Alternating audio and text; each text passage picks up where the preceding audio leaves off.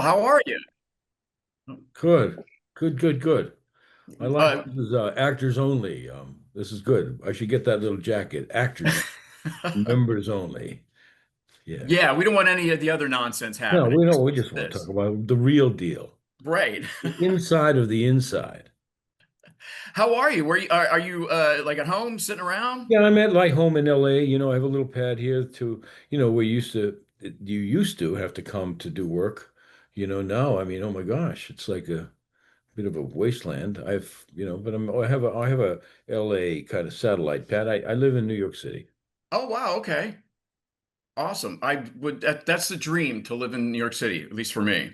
Oh yeah. Well, it's still there, and I think it's going to get more and more expensive. That's all. But it's worth it. I have to say, New York and it's nice also to be in a city, frankly, that isn't just all caught up in the entertainment industry like we are here. Mostly, it's an entertainment.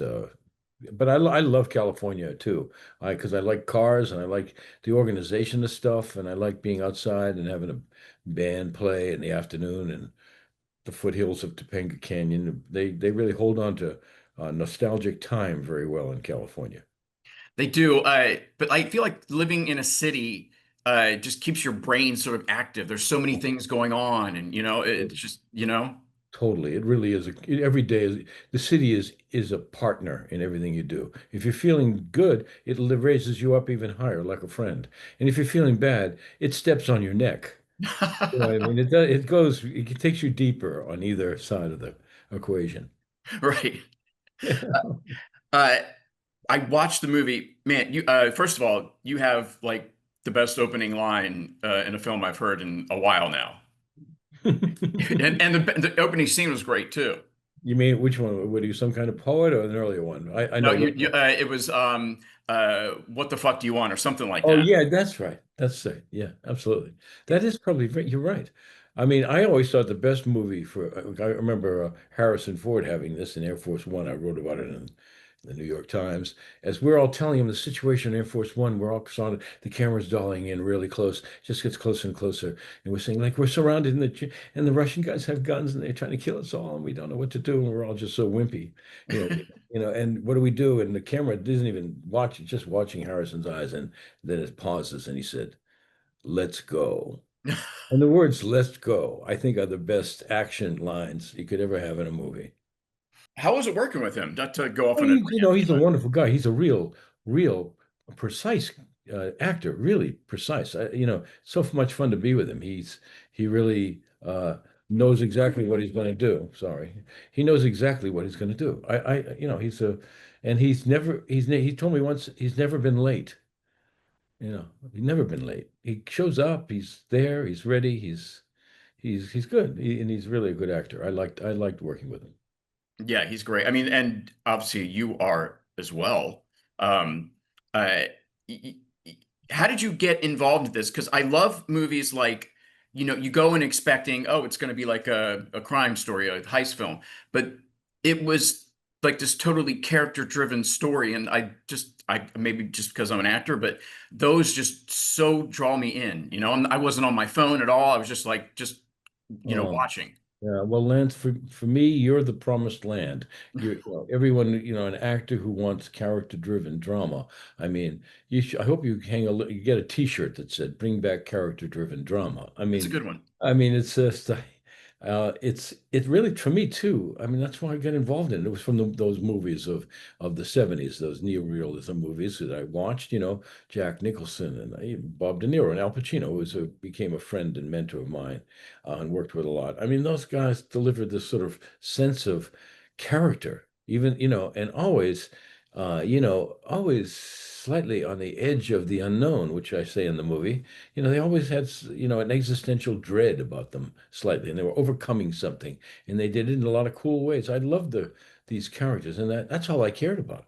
I didn't care where they were going next, and it was always amazing when they can Five Easy Pieces. Jack Nicholson goes from an oil rig to this place in New England where people played classical music. I mean, but he was staying the same guy, still uncertain and disdainful and arrogant slightly, and not knowing where, displaced.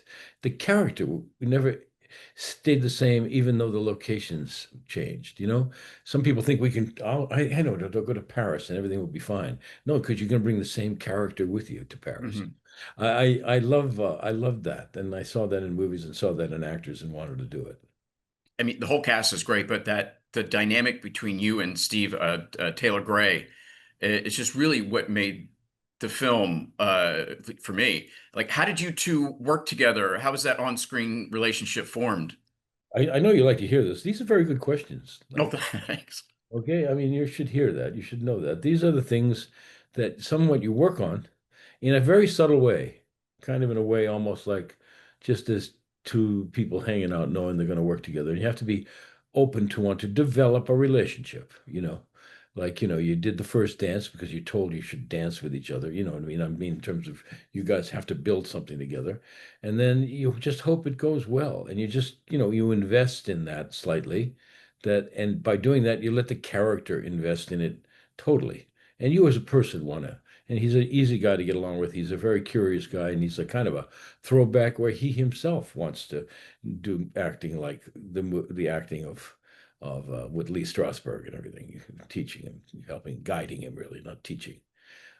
Anyway, so he was great. He was open to that, and that developed, and it kind of developed over time. I think we probably could do more work together and be even deep. We could keep going with this because it's a nice. We formed a nice relationship. The director, this was his directorial debut. That's right, and Yeah. that's because he went along with his intention. His goal was to do the same thing we just talked about, build a character-driven drama. And he watched it. He wrote it in that way, and then he watched it start to develop, and he saw something happen that he talks about, which is a nice compliment to me, that where two things could go on at the same time. And that was really, and since I'm talking to you as an actor and other actors hopefully listening, I remember saying this actually to a politician, Beto O'Rourke. He was running in for Texas and he wanted to be, and we were swimming in Katuitt Harbor, and he was supposed to be on the campaign trail. His wife was there, my wife was there. He was we were taking an early morning swim, and he said, I feel really guilty about not being on the campaign trail in Texas where I'm supposed to be, and instead I'm enjoying the swim. I said, Beto, you can do two things at the same time. I'm not going to talk you out of your guilt for not being on the trail. And I'm not going to tell you, don't enjoy the swim.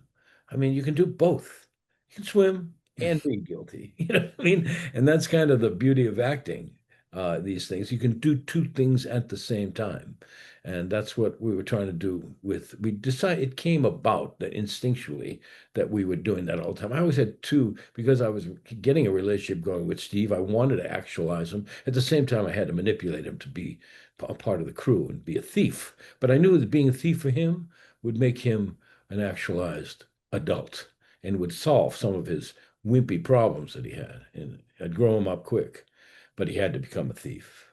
So it's an existential kind of goal moment in a way that somebody's laying the hard line on you, like the way we kind of might want to have. And he had a choice to get on the train, the subway, and get away. He had a choice to say no, but he also, went along. I don't know. He felt, I guess, slightly safe, or maybe something happened, and that thing that happened is what Eric was able to capture, and he supported that capture. It's capturing the stuff underneath the script. That's why when people say, "Oh, it's a heist movie," I'm saying, "Well, not your usual heist movie." Mhm. Is there ever any sort of trepidation about working with a first-time director? Like, do Oh you well, meet yeah. him and like to make sure he's not some sort of schlub or something Well, first? oh, sure, that's for sure. You got to make sure he's not some sort of schlub. Heck, come on, Lance.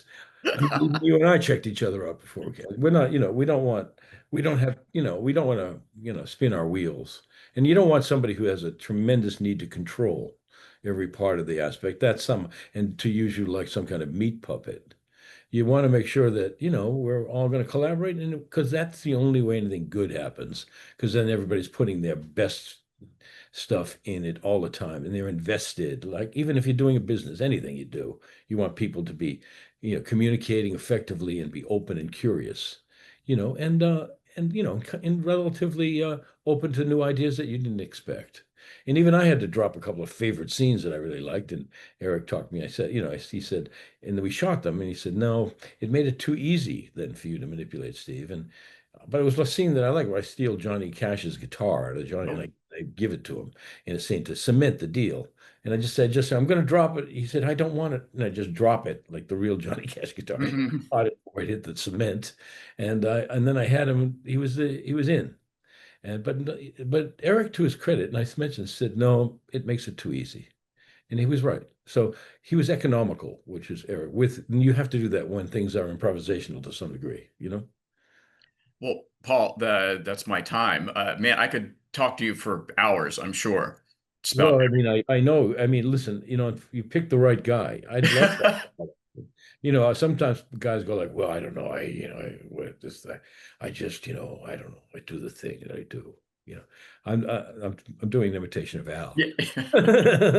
Well, next time I'm in New York, I'll meet you at some pub or Sure, different pub and sure, chat. sure. Lance, sure. And thanks for taking an interest in our movie, really. Absolutely. I thought it was great. Thank you, man. All right. Thank you. Cheers. All right. Bye.